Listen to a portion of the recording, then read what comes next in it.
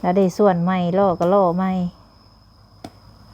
ข้าวก็กินมื้อละ2เทื่อพอแล้วอ่ะกินมื้อซะสุดยอดแล้วว่าสิ่งนี้โอ้ชมแล้วว่าเช้านี่ว่าคันได้ล่อนี่โอ้ยแล้วว่าข่อยเฮ็ดเบิดมื้อแล้วอ่ะมื้ออื่นตื่นทะก่อนจักหน่อยเผื่อขี้เต็มบ่แห้งแน่เนาะว่าเสียเนาะค่อยจ้ะจักได้ว่าเจ้าอันบ่สาดีเราแข็งแห้งเลยแดดออกเลยนี่บ่ฮะเห็นบ่เจ้าเอ็มมักเจ้าบ่ผู้สาวแอบมักแล้วผู้ใดผู้สาวว่าแอบมากหรือเจ้าแอบมากผู้สาวผู้ใดสิง้อได้สาบัดขึ้นเฮือนนี่ผู้สาวสิลอยมาอยู่นำว่าแสนเอ้ยสิ่งนี้เนาะเจ้ามักเขาอยู่บ่เลยเขามักเจ้าแต่เจ้าได้ซะมักคือกันเดี๋ยวนี้พี่น้องเปิดคลิปมาก็นั่งอยู่เพื่อนบ่าวสิงคือเก่าเด้อพี่น้องเด้อกราบสบายดีพี่น้อง FC เบิดสุขุสุคนพ่อกันคือเก่าคือเดิมกับซองแม่บุญมาบ้านเฮาเนาะมื้อนี้สบุญก็อยู่ทางเฮือนบ่าวสิงนี่แหละพี่น้องเอ้ยเพราะว่ามื้อเช้านี้ซื้อไก่มาให้เราพี่น้อง5โตก็ซื้อกระซุ่มแน่เนาะเพราะว่าผู้ใหญ่เพิ่นให้ซื้อไก่มาให้พี่น้องเอ้ยแต่ว่าเฮาก็งบผู้ใหญ่เพิ่นก็ให้มาทำที่สบุญเว้าแหละมันก็เฮ็ดคอกบ่ได้พี่น้องเฮาก็ต้องแบบว่าเอาไม้เอาหยังให้มันนอนตามกระซุ่มหยังนี่เนาะเงินที่เหลือสบุญว่าสิเอาไปซื้อห้ำพี่น้องเอาซื้อห้ำมาไว้ให้เราเกลือไก่เนาะถ้าว่าสิไปซื้อข้าวโอ้บ่ไหวเด้พี่น้องข้าว1โล 7-8,000 กีบมันบ่ไหวเดี๋ยวสบุญสิซื้อห้ำเงินที่สบุญเว้าว่าเหลือแน่เนาะทั้งสบุญก็ซื้อไก่มาซื้อเอาห้ำมาให้เราเกลือไก่สบุญอยู่หน้ากับเกลือห้ำคือกันพี่น้องเอ้ยเกลือห้ำแล้ววันนี้ก็มีตัวหนึ่งออกพี่น้องเอ้ยแต่ว่ามันก็อยู่น้ำมูมันแหละบ่ได้ไปใส่เนาะเพราะว่าไก่นี่มันสีหู้มันสีบ่คือไก่แจ้เนาะสบุญก็หับเป็นสะพานบุญให้ผู้ใหญ่เพิ่นซื้อไก่มาให้เราเลี้ยงเดี๋ยวมื้ออื่นสบุญสิซื้อห้ำมาให้บ่สิงเลยพอดีมื้ออื่นนี้ขึ้นเพื่อนเบาซิงพี่น้องเอ้ยเบาแสนแจ้งไว้แล้วเนาะดีใจน้ำเล่าพี่น้องเอ้ยมืออื่นก็คือว่าเป็นมืองามย่ามดีขึ้นเพื่อนใหม่ใส่หลังคาดีแล้วพี่น้องเอ้ยมีเพื่อนมีซันเป็นของตัวเองอยู่แหละเนาะก่อนอื่นสบุญต้องขอบคุณทางFC ทุกๆคนที่คอยให้กำลังใจสบุญเสมอมาเด้อเนาะบอกว่าไปไกลหรือไกลก็ติดตามมาให้กำลังใจสบุญพี่น้องเอ้ยเดี๋ยวจังใดก็เดี๋ยวสิเข้าไปเบิ่งก่อนเสียงเว้ากันเซลอยู่พี่น้องเอ้ยจักคาร์บอเซนเพิ่นเฮ็ดอีหยังบุตอนนี้เนาะไปเดี๋ยวไปเบิ่งน้ำกันไปพี่น้องเข้าไปน้ำกันก่อนโอ้ไก่เราปล่อยแล้วก็มีโอ้เฮือนเราเบิ่งทั้งข้างสี่กะคักได้พี่น้องเอ้ยเข้าใกล้แล้วบ่ทิ้ง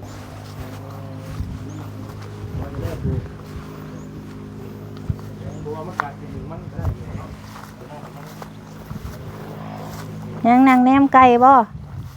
ใช้ตัวหนึ่งนะตัวมันออกนะว่าสิงมันบ่ไปใส่ดอกเพราะว่ามันลงอยู่นี่เนาะงามเนี่ยงามบ่ว่าสิงงามแล้วอ่ะไก่ผูนี่แล้วบ่ย่อมาเข่าน้ำมูเลยแล้วแยกแล้วอ่ะอย่ามันตอดแล้วเมื่อยบ่ว่าสิงบ่เมื่อยคือว่าเห็นอยู่ขี้ดินกุ้นๆอยู่กี่นี่เห็นดอกพักแล้วพักแล้วอยู่ได้จักล้อกี่นี่2 ล้อเอาให้เราพักผ่อนก่อนเนาะบ่ทันได้เมื่อยซ้ำคือเช้าไว้ซะจ้ะโดยสบายดียังคือเฮ็ดผู้นอนสบายก็สบายอีอันนี้สมว่าสบายดีอีหลีผู้นั่งถ่ายก็ถ่ายผู้นอนก็นอนเนาะไปถ่ายบ่โอ้ดีแล้วเจ้าได้เป็นพระเอกช่องแล้วนี่คือนี่ก็เป็นทั้งบรรมาจารย์ข่อยเด้โดยเดี๋ยวเอิ้นชื่อยังบ่ถึงบ่บรรมาจารย์อาจารย์เจ้าบ่อาจารย์นั่นเองเนาะเอายันบ่ได้เพลงอันนี้บรรมาจารย์ด้านการถึกตัวอันนี้เป็นมาดามอาจารย์ด้านการถึกตัวอันนี้โอ้ผู้ร้องเพลงเด้อบ่เสรีคัก โอ้ผู้เดียวมันออกมื้อเช้านี่ค่อย บ่ไปว่ามันมีหมู่เด้ บ่ไปแล้วตัดปีกออกดอกคือน้อยเลยเพราะตัวนั้นอย่างน้อยรุดโมนี่ เราหมายไว้บ่จักเนาะ เราอย่ามันหลงแล้วว่ะ บ่แล้วฮู้จักได้เนาะ ข่อยว่าผูกแข้งเอาแล้วว่ะ แต่เฮาใหญ่อยู่นะไกลก็เห็นในทั่วไปก็มีชื่อหลายมีเฮ็ดไปซี่นะ ตัดปลายปีกออก เฮ็ด นึง ไป บ่ ตัดปีกตัดอย่าง ตัด นะ ปีกแล้วว่าเดี๋ยวมันกระโปรงมาให้เราอ่ะ ถ้าก็ฮู้จักเราก็ฮู้จักหมาย หัก ไว้ แพงบ่เสร็จเลยเฮาคือว่าเฮาซื้อต่อเขานํเนาะแล้วก็ว่าเราก็ซื้อตัว75เราอ่ะ เอ้าชื่อว่านี่ค่อยเฮาขายปิ้งอันนี้ค่อยซื้อปิ้งไก่มาน่ะ ตัว ซ้ำนี่ว่าแสนเช้าบ่ได้ แม่น ปิ้งได้ซ้ำตัวดำ บ่ติเขาได้บ่เสร็จ ตัวแสนห้าเพิ่นบ่จัก เขาไปจ้างลกคนล้นปีกจ้างครัว มันได้ต่อเนาะ แม่นบัดนี้สมมุติเฮาซื้อนี่80นี่เขาไปขายเขาก็ ซ้ำนั้น80เนาะหมายบ่ ข่อยซื้อนี่80บัดตัวแม่นี่ ว่าตะกี้ก็เห็นเจ้าก็ไปค่าชื่อไก่นะตะ แม่ กี้ นยอมตะกี้เป็นแม่ค้าซื้อไก่ เจ้าก็อยู่ฮู้ดี โอ้เดี๋ยวบ่ตะกี้นั่นยังถูกได้ซ้ำนี่เฮาซื้อแต่ ว่าตะกี้จะบ่เพิ่นก็ไปชื่อ แม่นพี่น้องเอ้ย ไปชื่อกันไก่ตั โอ้ วอ้วนนี่ ไก่บ่เฒ่าเจ้าเนาะมีแต่ตัวงาม ค่อยไม่ได้โทรเอาเราได้อ่ะ โทรไป เดี๋ยวนี้บ่ได้เป็นแม่ค้าไก่แล้วเดี๋ยวนี้มาเป็นยูทูบเบอร์เฒ่าแล้ว บ่แนวใดที่ว่ามันเฮากับคนเฮาน่ะเนาะมันต้องมีเฮ็ด ก็ยอมรับว่าแสนเลยข่อยก็ได้เป็นแม่ค้าไก่แล้วเลี้ยงลูกเลี้ยงเต้าข่อยนะ ต้องลองว่าทุกทีทุกอย่างเลยเนาะ กำไรหลายบ่หลายกำไรไก่ฮะคันได้โตละ5,000เบิดนี่อุ้ยได้หลาย เฮาเฮ็ดดีกว่าบ่เฮ็ดเนาะ นั่นเทื่อนี่ซื้อนี่ได้1,000กีบก็มีกำไรไก่ตัวหนึงน่ะ อันชื่ออันนั้นน่ะ แม่นทั้งสมมุติเฮาซื้อโต25นี่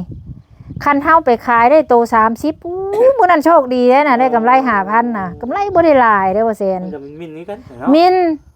ทั้งเสือเฮาเอาไปเป็นพวงเต็มก้นรถจักรเป็น20 30 50โตนี่กำไรก็บ่เกิน200,000หรือแสนหนึง ก็ซื้อต่อมาเพิ่นได้เนาะ แม่น เพิ่นผู้ขายกันไม่สิว่าจะค่าถึกบ่อยากได้หลายคือกันบ่ นี่เด้นี่เราว่าเราซื้อนี่คู่150,000เราก็เลยขายให้ค่อย8คู่750,000เราอ่ะ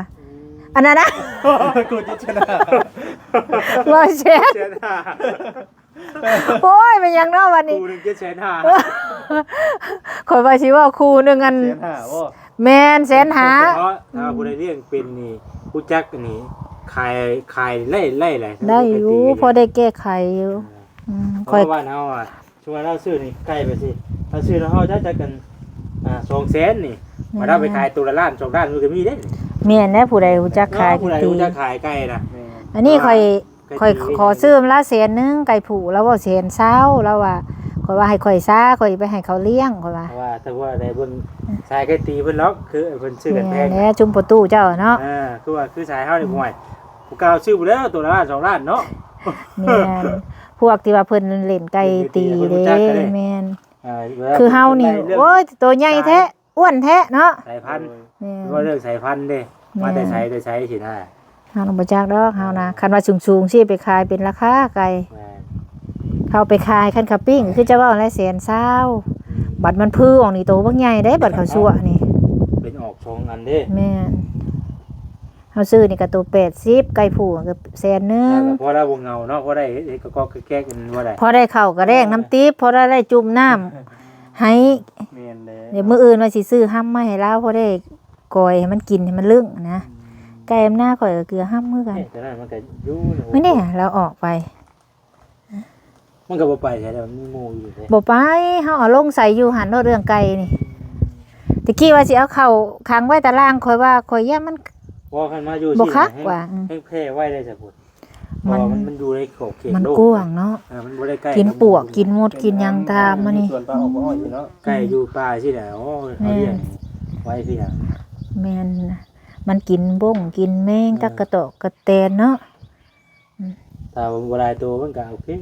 แม่น บ่ได้ อยู่ ตัวมันก็ดูแลยากเนาะ เนี่ยเงินเพิ่นก็ยังเหลืออยู่เงิน500,000นะข่อยสิไปซื้อห้ำมาให้หันคันว่าได้อีกก็สิเอาเพิ่มอีกจัก2โตอ่ะ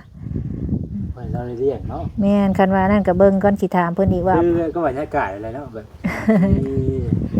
พอได้ ก็มาครัวแล้วขึ้นนี่ก็โง่ครับจ้ะ อย่าแต่มันตอดมักทั่วแล้วยังบ่พอสักข้างบ่สิงเอาให้บ่เสียนพักผ่อนกันพี่น้องแล้วว่าเราอายเข้ากล้อง บ โอ้ยบ่จี้เขาอยู่ดิเหรอ ทางนี้ เลยว่าไม่ได้ เอาเจ้ากับสัมภาษณ์แล้วคักๆเลยเราอายก็ได้ พี่น้องเซลกันไปเนาะมันยังกินนี่คือว่าหิวแดงๆมาที่นอนว่าไอ้นี่โอ้เอาสันตามสบายคุยหันแล้วมื้อเช้านี่ขอยว่าเลือดมันสิบ่เศร้าบ่สิงกันมีดเราไปถือแข้งมันเลือดไหลมื้อเช้านี่ โอ้โตตัดปีกสิแข้งบ่ บ่แล้วสิตัดเสื้อแก้นี่บ่ชามโตนี่ซ้ำกันเลยนี่คักอะลี น้ำเนาะเจ้าบุญ แม่นตัวนั้นอย่างน้อยรุดหมู่ตัวนะสงสัยคอกเดียวกันตัวนี้มันจังบ่ตอดกันของซื้อไก่น้ำพอค่ามันก็สิแบบนี้แหละออกมานี่ก็อยู่ตารางนี่เฮ็ดหยังกินแล้วบ่ข้าวเที่ยงมื้อนี้บ่ว่าสิง ตอนแรก แล้วบ่ได้กินข้าวเลยว่าเสียนเด้ เราบ่กินข้าวเที่ยง โอ้ถ้ากินบาทเดียวตอนแรกพูชมแล้วว่าลดหุ้นนี่แหละ ทราบว่าตอนแรกเหรอ เราเคยเฮ็ดเวียกเลยเฮ้ยบ่คืนข้าวแรงเนาะโอ้คักอีหลีคันเราบ่ตัดปีกออกคักกูนี้ปีกมันกุดบัดโอ้สูงอีหลีอันนี้ตัวดำตัวดำนี่หนวดเนาะตัวดำนี่หน้าหนวดเดี๋ยวสิซื้อห้ำมาให้มื้ออื่นไว้เจ้าเกลือคันเอาเข่าจะได้เอาเข่าเกลือแล้วมันเข่าสิเบิดปะคน นี่ไก่ผูแล้วก็โอ้โหให้เราคันถ้าไก่ผูแล้วบ่อยากสูงปานใด แดดเนาะแต่ว่านั่งอยู่บนบนเลดเด้ พอโลลีเนาะโอ้ เลยเฮ็ดเดี๋ยวเราต้องยับเตียงออกบ่เนาะยับไปพุ่นบ่ แนวมันแน่น่ะขี้ดินก็งามมาเลยเนาะ ยับเตียงกันบ่สิยับเตียงออกก่อน ยับเตียงบ่ ยับเตียงพุ่นกันนั่นนึง เนี่ยบ่ ไอ้บ่ได้อยู่บ่ ได้โอ้แขนเดียวอีกเต้าโอ้เอาเราว่าแขนทับคอยเฮ็ดได้แล้วอ่ะ ไม่ใช่ว่าเคยไอ้ไม่ใช่ว่าเคยมีจะได้ เอาตัวนี้เอานะนี่เด้อ เฮ็ดได้ทุกอย่างเลยบ่ พอ สิง สิให้ว่าเสียนนี่เด้อคาซานี่ท้า เนี่ยเราก็ยึดเรากันนะเนี่ยมันเป็นก โอ้ อง เจ้าสิเป็นผู้ชายบ่ เป็นวิชาดอก แม่น พู บ่ ดไปแล้วจากใดเฮ็ดได้ทุกอย่างบ่สิงเนาะขอแต่บอกเราโอ้ไปเลยก็ว่าสาลีตามก้นกันไปแล้วผู้ว่าแสนบ่ตามไปบ่ ยังก่อน ยังก่อนพักผ่อนก่อนเนาะ ยังคลิปก่อนพี่น้อง เราเฮ็ดได้ทุกอย่างเลยว่าสิงขอแต่ว่าบอกเราพี่น้องเอ้ยล่ะเราบ่ฮู้จักเฮ็ดนะแต่ว่าเฮ็ดหยังเราเฮ็ดได้เบิดเราเคยเฮ็ดเวียกเฮ็ดงาน เราเคยเฮ็ดงานก่อสร้างมาก่อนบ่ว่าแสนแล้วบ่ นี่ว่าขั้นแต่ เราเคยเฮ็ดงานก่อสร้างมาก่อนนะว่าเดี๋ยวเราเฮ็ดได้เบิดขอแต่ว่าแนะนำให้เราเฮ็ดนะจังเทื่อเราก็บ่ฮู้เฮ็ดล่ะนี่ อ่อนๆเนาะ ผู้ใดเห็นเด้เพิ่นขุดเอาป้าเด้อรถเขาเจ้าอันดุดไปไว้หาพวกกับบ่าวสาลีสวยกันอยู่พี่น้องเอ้ยบ่าวสาลีเป็นคนขุดเราเป็นคนนั้นส่วนแล้วได้ส่วนใหม่ล่อก็ล่อใหม่ข้าวก็กินมื้อละ2เทื่อพอแล้วอ่ะกินมื้อสัก สิวแสงว่ากัน บ่ได้กินได้ถ้าเอาหยังให้ก็กินน้อยๆอ่ะ กินนิดหน่อย แม่นแล้วบ่ได้กินจุ๊บกินจิ๊บได้แล้วสะอาดเด้อว่าสิ่ง คนเคยแบบ แม่น เราแบบเคยแบบไม่ได้แบบท่านเหนือเอาเลยค่ะ แม่นโอ้โยมาล่ะ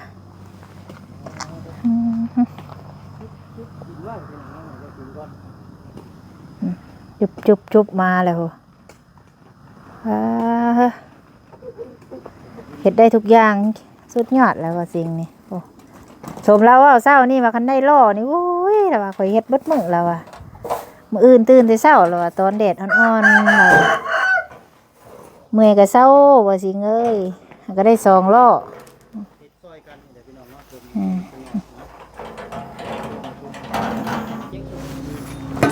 ไปเปิดสวยสะแล้วกัน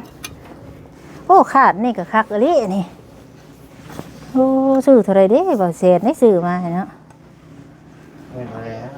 โลกแขวตัวนี้ฮักเลยได้บ่สิงบ่เศษนี่น่ะตัวนี้บ่ได้ฮักแต่ว่ามันหลุด ยังไม่ได้จอดแค่ นี่น่ะมันหลุดออกเด้ ไม่จอดแค่ บ่จอดอยู่นี่เคยแล้วสะก่อนจักหน่อยโอ้เผื่อสิเต็มบ่แห้งแน่เนาะว่าเสียเนาะค่อยจ้ะ เรื่อยๆนะ นี่อะไรครับ เพราะว่าสร้างเราก็ยังไปไถขุดหน้าอยู่ช่วงนี้เนาะ ต้องไปเร็วหน้าบ่ เราเว้าวานนี่เอาไปไถขุดหน้าก่อนพี่ค่อยจ้ะพี่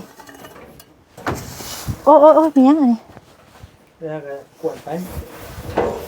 เพราะว่าหมองมันเอ็นกลางอ่ะเอาแต่เอาตัวนี้เป็นแบบ เพิ่นสิเทค่ากกเสาที่ว่าเซนเท แม่นเฉพาะห้องอันนี้แหละมันเทไปเลย โอ้ แต่ว่าเอาตัวนี้เป็นแบบนี่เตานี่ อืม พอมันชูงแล้วอ่ะนะใช่ เอาข้างพุ่นเป็นแบบเนาะ มันคือได้เต็มรูนะเรื่อยๆนะคน เมื่อยก็พักเด้อมันแดดบ่สิเอ้ยแดดอ่อนจังเฮ็ด เล่นไว้แถว จักหน่อยขี้มูกแดงออกไว้ตากแดดอะไรเพิ่นฮู้จักเด้ว่าเจ้าอันบ่าวสาดีเราแข็งแห้งเลยแดดออกเลยบ่าวสาดีว่าข่อยมาเฮ็ดบ่แดดแล้วว่ะเฮ็ดไปเรื่อยๆขี้มูกแดงออกตากแดดหลายใส่ละสะก่อนสะไปสะมาว่าพ่อเฮ็ดเนาะขี้ดินนี่งามมาเลย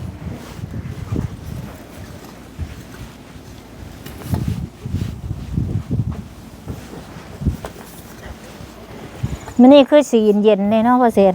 ลมนั่นเหมือน เนี่ยลมมันนี่สีเย็นว่านี่เอ้าแห้งวาน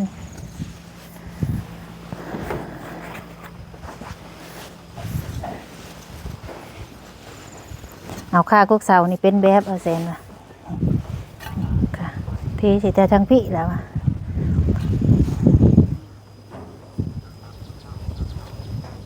บ่สิงกับบ่าวสาลีผู้กำลังพากันนั้นจกขี้ดินอยู่พูนเก็บลงไปอ่อนมั่วๆ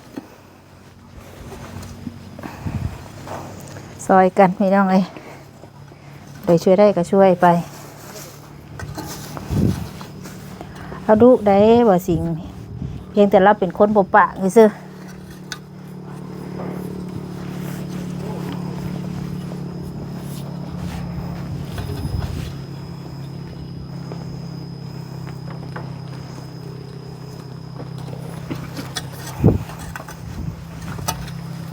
อยู่พี่คอยกระสะได้ไรสะถ่าแล้วเจ้ามาบ่ทันดอกนี่ จงว่าเห็นว่าเซนนะเด้อ ไม่ว่าแซนบ่แล้วก็กินเบิดได้ ต้องไปจู่อใหม่เด้อ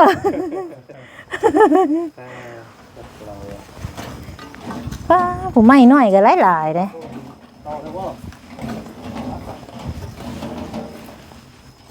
หักไหม้เนาะหักไหม้ลายขี้เอากันมื้อเช้านี่เราก็เสียหญ้าแถวนี่แหละมื้อเช้านี่เห็นจะบุญมาเราเฮ็ดกวนกลุ่มอยู่เฮ็ดหยังน่ะเสียหญ้าเรา เฮ็ดเลยว่าแล้วเฮ็ดเลย เรามาเดี๋ยวเราตื่นนอนเราข้างหัวเขาเฮ็ดหยังหนึ่งเขาเอ้าหนึ่งช่วยใช่ว่าอยู่ผู้เดียวหนึ่งช่วยได้อะไรวะ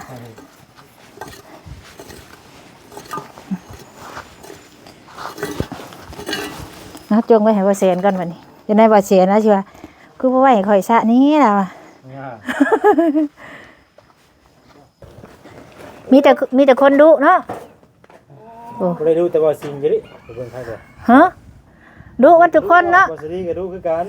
ว่าเสียนก็ดุไม่ใช่ผู้ดุจะได้เราลุกเลยนี่ ได้แนวเฮ็ดก็เฮ็ดคือกันได้วันนอนอยู่ที่กันว่าบ่เซนบ่ช่วยได้พี่น้องบ่ได้กันก็คือกันเด้อเนาะ โอ้ว่าเสียนเราเฮงช่วยคักว่าเสียนนะ เราเปิดงานน่ะดิ แม่น ถ้าป้อนมันไปกัน พักผ่อนเจ้าคือจักความแท้บัดตอนมันแดดแล้วออกไปเฮ็ด บัดตอนมันบดแล้วเจ้ามาพักบ่สาลีเจ้าเบิ่งแม่เจ้าบ่เชื่อข่อย เห็นมันเนี่ยไขมันมันละลาย โอ้ แล้วไปซั่น เอ้าแบบคือจังคนเฮ็ดใส่ บัดตอนเราออกที่นี่นั่นแดดแล้วจมบลาอยู่พี่น้องบัดเราเข้ามาพุ่นน่ะ เขาว่าพักพวกบ่เดียพดซ้ำเนาะ โอ้ยดีแล้วค่ะมาพักตอนมันบดมันจังมีแห้ง ให้เหือยบเด้เมื่อยอยู่บ่ ให้ข่อยบ่บ่จ้ะ เอ้าได้นางวันบ่นี่ หมักง่วง เอ้า รางวัลบ่ วันนะ ขอบใจขอบใจ เจ้าบ่อยากเมื่อปลูกบ่ หมักม่วงยังไง แม่นบ่หมกม่วงมันว่าแซนข่อยเบิ่งนี่คือหมกม่วงมัน เขียดเสบยบ่ นั่นแหละอันนั่นแหละ เขียวเลย ฮะ มัน บ่คำมันสุกมันก็ออกเหลืองคือกัน ชิมเบิ้งก็อยากฮู้ว่าเสีย มันเน่าแล้ว เน่ามันเป็น นี่สิให้เบ้าอันนี้แล้วปลูก เพิ่นน่ะมันคือทางอะดิแต่ว่าเราเอาใส่ว่ามันหล่นมาแล้วเก็บใส่ถุงยางไว้ขายอยู่นะ จนมันหล่นเนาะ มันก็เลยเป็นหมากบ่งามปกติเนี่ยเขาต้องปิดบ่มไว้ มันเขียวแล้วปิดโลดบัดเวลามันสุกคือน้ำเพื่อนข่อย มั น่ะ นหล่นแล้วเก็บมันบ่ กินแล้วมันก็สีจางๆได้บัดนี้แล้วมีหนอนพร้อมคันให้มันหล่นเองมึงม่วงเขียวซะเว้ยอันนี้ นี่ ค่ะ เพิ่นเล่าให้ข่อยว่านี่อยู่ในหลังรถน่ะ คัน เพิ่นเอามาเลย คันบ่สิงแล้วสิปลูกนี่ เอ้าข่อยว่าเอ้าแบบนี้ว่าเพิ่นเอามาห้อยขายข่อยว่ามันเน่ามันบวมเบิดเลย ต้องแกะเอาได้เฮาต้องแกะเอาทั้งในมันแม่น ไปตากเนาะ เอาไว้ปลูก บ่ต้องตาก ไปตากบ่ เจ้าแกะออกแหละมันสิมีอยู่ทั้งในมันเจ้าปาดมันสิมีอยู่ทั้งในขาวๆเลยเจ้าเอานั่นมาก้าเห็นบ่ข่อยก้าน้ำเพื่อนน่ะคันว่าเจ้าก้าบ่ทั้งอันแก่นมันน่ะมันสินานออก เาตากไว้มันแห้งก็มันจังพาง่าย แม่น อ่า หมั่งก่อนเนาะมันจังบ่เมื่อก บ่มื่นเด้เอาตากไว้มันแห้งแล้วก็ปอกเอาแต่ในใจมันได้เด้ เนื้อหลายเลยเนาะถ้าว่า ไม่หลายเด้ ถ้าว่าเฮาเฮ็ด ปลูกเด้อว่าสิงเด้อ ถ้าว่าเฮ็ดม่วงกวนเป็นนี่กวนคายเนาะกำว่านั่นกันเนาะ 3หน่วยนี่บ่ แม่ถ้าว่าเฮ็ดเป็นเด้ 3หน่วยนี่บ่สิกวนนะ กับกวนไม่กินน้ำก็ได้ครับว่าเฮ็ดเป็นนะ มันเน่า เป็นกับพี่จะปาด มันเน่าแล้วว่าแซ่นอันเบาซะดีเลย แต่บางม่วงแอปเปิ้ลมันก็ให้กวนได้เลย เมื่อยบ่ว่าสิง บ่เมื่อยบ่ได้ สาวบ่ได้ คันเมื่อยคันว่าเมื่อยก็ว่าเมื่อยได้ เราเห็นแบบที่แฮงบ่เมื่อย เราดีใจเด้ ของนี้ของเราเองเนาะเฮ็ด เฮ็ดก็เฮ็ดของเฮาเนาะว่าสิงเนาะเมื่อยก็อดเอาเนาะ เออ เพียงแต่ว่ามีอุปกรณ์ครบแล้วว่า เฮาเองของเฮาเองเด้บ่ได้เฮ็ดให้ไผเด้ เจ้าถ้าเบิ่งเด้อคันบ่เต็มมื้อนี้มื้อเจ้ามามื้ออื่นน่ะเจ้ามาเบิ่งรถ บ่ต้องเฮาน่ะยันละเมื่อยบ่ได้เฮ็ดเองแล้ว บัตรเฮาบ่ถ่ายคลิปเราเฮ็ดเด้บัดนี้ โอ้ย เห็นบ่เราเสียหญ้าหั่นนี่นะเราบ่ได้สน แต่ว่าตอนเราบ่ถ่ายคลิปแล้วก็เฮ็ดคือเก่า เวลาเฮาถ่ายคลิปบัดเอาพระซาว่าสิเงยยันเจ้าเมื่อยว่าซั่น เฮ็ดได้เรื่อย เฮ็ดไปเรื่อยๆเฮ็ดได้เบิดทุกอย่างเนาะ มีผัวแล้วบ่จักบ่ โอ้ผู้สาว ฮะ อืมโอ้เราผู้สาวลูกคู่ว่ากินนี่โอ้แนมผู้สาวอีกกู ผู้สาวลูกคือ ผู้สาวลูกคู่โอ้แม่แล้วเป็นในคู่บ่โอ้ ๆแล้วเจ้า เจ้าฮู้จักเพิ่นมีบ่น่ะโอ้เพิ่นก็ฮู้จักเจ้าบ่โอ้ผู้สาวลูกคู่แล้วอะ ผู้สาวผู้นี้บ่จักที่ว่าแม่มัดแม่นบ่คนละคน เฮ้อมีแอบมักผู้สาวอีกวะนี่ โอ้สองคนสาวไม่ฆ่าคนเด้ แม่นบ่ว่าสิง คนละคนนะบ้านเนาะ แอบมักใหม่ๆนี่บ่ฮะ แม่นบ่เจ้าเองมักเจ้าบ่ ผู้สาวแอบมักแล้วผู้ใด ผู้สาวว่าแอบมักหรือเจ้าแอบมักผู้สาว ผู้ใด สิง้อได้สาบัดขึ้นเฮือนนี่ โด ผู้สาวสิลอยมาอยู่นำว่าแสนเอ้ย สิ่งนี้เนาะ เจ้ามักเขาอยู่บ่เลย เขามัก เขามักเจ้า แต่เจ้าได้ซะ มักเรื่อง มักคือกัน เดี๋ยวนี้บ่คือตะกี้ เดี๋ยวนี้ละ เดี๋ยว เดี๋ยวนี้ว้าบ่แสนเจ้าสิได้น้องเคยเด้อบัดนี้ว้าวเขามาเล่นน้ำอยู่บ่ค่ะเจ้าย้ายมาพี่ บ่อยป้ายเถื่อน อ๋อเจ้าบ่ได้ไปเล่นน้ำเขาบ่ซะเดี๋ยวนี้ นี่เลยย่างถึงนะ โอ้เจ้าย่างไปโอ้ไปหาเขาเอง เขาบ่มาไปหาเองเนาะ แม่น ธรรมดา ธรรมดาแล้วเฮาเป็นผู้ชายเฮาก็ต้องไปเล่นน้ำเขาหักกันไว้ดีกว่าสั่งกัน โดยแม่นแด้เนาะ คนเฮาน่ะ ดีแล้วใครกว่าอยู่ใส่ก็มีแต่คนสั่ง แม่น มีคนหักน่ะดีแล้ว ธรรมดาเด้นี่ผู้สาวเองมักนี่ เบิ่ง บ ดู อกแล้วครับตัดผมนี่แฮงรอกับโกนหนวดทั้งเทิงนี่แฮงคักนี่แกะถอยแฮว่าตะลุ่มนี่เทว่า บ่แก่แล้ว เทคือข่อยไปยังนี่ข่อยยังเทบ่เทว่า คาเทแล้วก็ผู้สาวมักก็จักติ โอ้กิวอยู่นี่แล้วว่ะ โอ้ เฮาก็เทแต่เทิงนะกิวก็บ่เอาเทแล้วว่ะ ของเรามักเด้ซะมักไผมักมันเนาะว่าสิงเนาะละจงก็แต่น้อยผู้เจ้าว่าซะดิ ว่าหยอกเราได้แล้วเราบ่เทแล้วเป็นบ่เปลี่ยนใจแล้วแล้วก็เพื่อแล้วบัดเราพ่อผู้สาวให้เราเทเพิ่นแล้วเราจังสิเท ทำไมเมียนี่เทบ่เทอยู่บ่ครับว่าเจ้าเทหนวดเด้อนี่สิเทบ่หนวดกับข่อยเจ้าสิเอาหยังบ่เนี่ยจะสิเทบ่หนวดนี่ เนี่ยเดี๋ยวเขาเ ก็เละแต่เขาสิเด้อ เฮ้ยเมียน่ะคุ้มได้แล้วบ่อยู่ เอ้ยเดี๋ยวเอ้ย เฮ้ยเมียน่ะ อย่าได้เนาะหนวดในเทวก้นมันปุ้งน่ะก็จังว่ากันไหมเนาะแม่นแล้วว่าจังนี้ บ่ได้เกิน3มื้อคือเขา ดำปึ๊ดเอ้าเนี่ยเทเขาเดียวนึงเนาะ ออกมาบัดนี้แฮงงาม แม่นให้ ตอนนี้มันแตกปลาย พี่น้องเอ้ย พาเที่ยวมันก็แฮงงามแหละเนาะ พี่น้องเอ้ยเนาะ ดีใจนำแล้วพี่น้องเอ้ยมีฮอดผู้สาวมาแอบมักโว้ยเราก็มักคือกันล่ะว่ะ มาคือกันแบบ ดีแล้วคนเฮามีคนหักใครก็มีคนสั่ง โดย คนหักกันคนไก่คนทัดกันเนาะไปใส่กับใครเด้ไปใส่กับไปใส่บ่ซิงเนาะใครก็ไปกายไปใส่ไผก็บ่ถามมันเด้ โอ้แม่เนาะหน้าพูดหน้าบุ้งให้กันบ่คักเด้ อันนี้เห็นเดียวเห็นบ่ซิงมาแล้วหัวบ่ได้เป็นบ่ซิงคนเก่าแล้วบัดนี้คนใหม่เด้อหัว ทำไมเด้ ว่าตะกี้มันบ่มีผู้อันสนใจเนาะ โดยหรือว่าจังแต่ตะกี้ผมยาวเพิ่นก็มักอยู่บ่หรือว่าจังไดหรือว่าหาก็มักอยู่บ่ โอ้จะถึงช่วง อ๋อแต่ผมยาวเพิ่นก็มักคือเก่าโอ้วันนี้ตัดผมมาเพิ่นเฮงมักบัดนี้แม่นว่าจัง คือว่าแล้วตัดผมมาแล้วโลกูเก่าเด้ นี่แหละเนาะครับ เฮ้ยบ่เซ็ตฝนตกบ่เซ็ต ฮะ ฝนตก แม่นบ่ เข้า ก็สอบไปได้แม่ไปสาวพี่น้องเลยเนาะทางบ่ซิงก็ได้เราพักผ่อนกันคุยกันลมกันไปพี่น้องก็ได้หัวแนวไปปกไว้แล้วผ่าตุงผ่าตังพี่น้องเลยเนาะสำหรับคลิปนี้สบุญกาคุยกันลมกันไปเนาะ